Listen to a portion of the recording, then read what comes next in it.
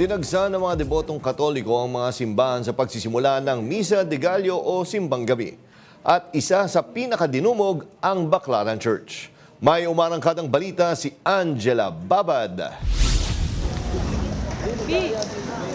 Marami ng panalangin ang natupad ng magkatrabahong sina Melissa at Elizabeth na sabay na dumalo sa unang araw ng Misa de Gallo. Kwento ni Elizabeth, natupad ang isang panalangin niya na nakapagpabago ng kanyang buhay. Sa akin po yung magkaroon ng asawang tapat.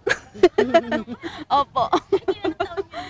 Mga bata pa po ako noon, yun na po ang hiling ko talaga. At broken family po kasi kami. Bukod dito, sinisikap rin ng maraming deboto na makumpleto ang tradisyong siyam na simbang gabi para matupad ang kanilang mga panalangin. Pinupulpil na lahat ng sa health ko, especially trabaho, napoprovide niya lahat ng needs ko. Kasi I am nothing without God talaga eh.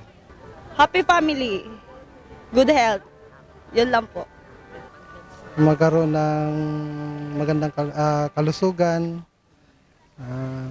pamilya, buong pamilya.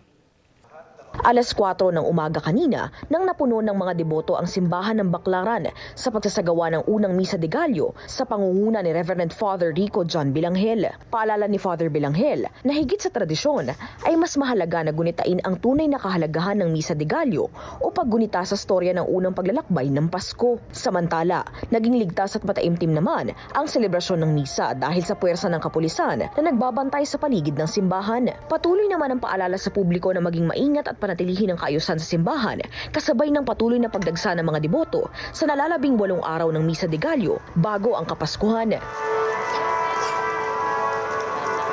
Ako si Angela Babad ng PRTV News, nagseserbisyo para sa Pilipino.